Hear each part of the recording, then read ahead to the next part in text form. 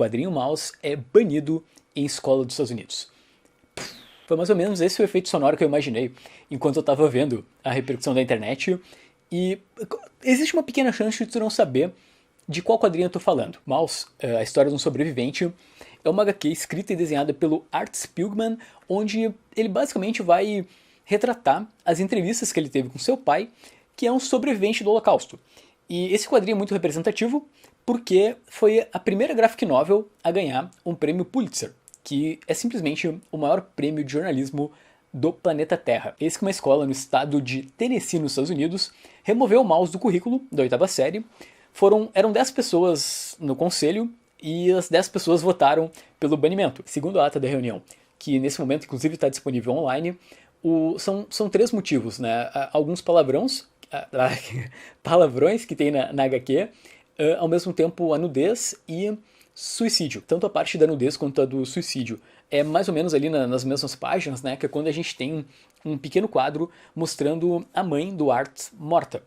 E o próprio Art Spiegelman, inclusive, foi entrevistado pela CNN e ele se mostrou muito surpreso com o que aconteceu, porque ele não acredita que uma mínima imagem de nudez, e é realmente bem pequeno no quadrinho, né? Um mínimo de um quadro, seria motivo para o banimento do livro, né? Que eles estão míopes, focando em algo pequeno, talvez por medo das implicações de colocar mouse no currículo, e ele comparou como algo orwelliano, né? Algo que lembra os livros do George Orwell, né? Então, com relação a uma possível censura de um livro. Para vocês terem uma noção, o Museu do Holocausto dos Estados Unidos também repercutiu a notícia, né? Mouse desempenhou um papel vital na educação sobre o Holocausto através do compartilhamento de experiências pessoais e detalhadas de vítimas e sobreviventes. Às vésperas do Dia Internacional da Lembrança do Holocausto, que é hoje, se não está sabendo, é mais importante do que nunca que os alunos aprendam essa história. Vocês não têm ideia como tá a página do Facebook da escola. Cara, tá bizarro. Assim, é muita gente se manifestando nas postagens e comentando como tão... como não acham justo isso, né? Como gostariam que os filhos aprendessem sobre mouse, enfim. Mas deixa eu dar essa perspectiva também da galera, dos professores que participaram dessa reunião, até pra gente ter uma noção do contraditório.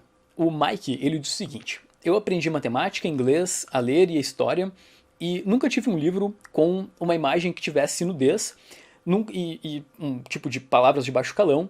Então essa ideia de que nós temos que ter esse tipo de material em sala para ensinar história, eu não compro. Ao mesmo tempo, a gente teve defensores do quadrinho Mouse. Eu não vou saber falar o nome dela, Melsal, enfim.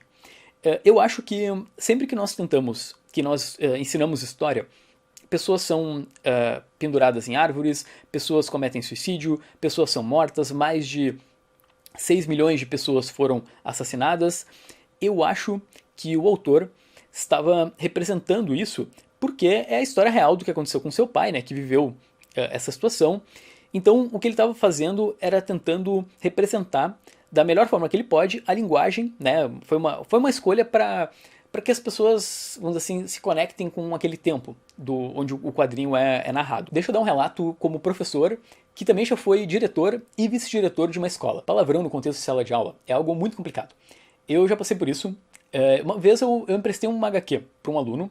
Era um quadrinho dos 952, do Batman e do Super-Homem. Deu 2 dias, ele voltou e comentou: professor, eu não vou poder acabar de ler o HQ que tu me emprestou, porque tem coisas erradas aqui.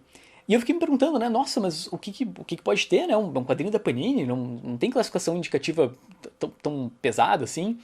E ele me mostrou que numa das páginas um personagem falava filho da mãe, e na outra tinha um dedo sendo apontado, só que estava meio que censurado pelo quadro do quadrinho. Isso me deixou muito preocupado, porque, cara, nossa, eu emprestei um quadrinho, tipo, muito inocentemente, estava feliz porque eu estava incentivando alguém a ler e tudo, e agora, beleza, não posso, porque pode causar algum problema. Mais pra frente eu cheguei a fazer uma gibiteca lá na escola. Nunca deu problema, né, depois disso, enfim. Espero que seja porque a biblioteca tá legal e não porque ninguém leu. Mas o que eu quero dizer é que várias vezes isso já repercutiu muito mal, sabe? Tem caso de professor que foi mal interpretado porque incluiu um palavrão em algum momento, ou numa tirinha, alguma coisa assim. Então, eu entendo a preocupação do corpo docente da escola, sabe? De querer... Porque o que eles, na verdade, estavam afim ali era alterar o quadrinho. Eles acabaram desistindo da ideia porque isso poderia dar algum problema de direito autoral, né? Tipo, sei lá, cortar os palavrões ou tentar tapar o quadro que tem nudez. Também eles chegaram a sugerir tentar contato com o próprio Art Spiegelman para ver se ele libera, eles criarem uma versão editada de Maus, que é justamente para não ter esse tipo de problema. E como vocês viram, era uma preocupação muito grande deles, né? Um professor chegou a falar, né? Beleza, a gente vai ensinar os alunos do 8º ano com esse tipo de linguagem, né? E aí, de repente, se alguém estiver falando isso no corredor, como é que a gente vai reclamar ou coisa do tipo? Eu não sou professor de história, então eu sou da matemática, então dificilmente eu vou ter alguma situação que realmente vai me causar um problema. Mas assim, como professor, eu fico triste, porque, cara, Maus é um documento histórico único, sabe? Então, é uma ferramenta que é em quadrinhos, é fácil de né, de um adolescente ler e é muito melhor do que, sei lá, um livro, alguma coisa menos legal, entre aspas. Então tu tem uma linguagem acessível, tu tem toda a discussão sobre a representação dos personagens, e aí a escola bolou todo um módulo didático utilizando essa HQ como base, né? Eles até estavam com dificuldade de trocar para outra coisa, porque, né, meio que já estava tudo planejado. Em resumo, eu achei uma situação triste, sabe? De ter que sacrificar uma ferramenta didática que poderia ser muito boa por conta de um detalhe, sendo que todo o processo ia ser através do olhar de um professor, né? Ia ter toda uma supervisão. E é isso. Mas agora vamos para a parte mais legal do vídeo. Comenta aí embaixo. Tem muitos pais que frequentam esse canal. Vocês acham que um adolescente pode lidar com mouse?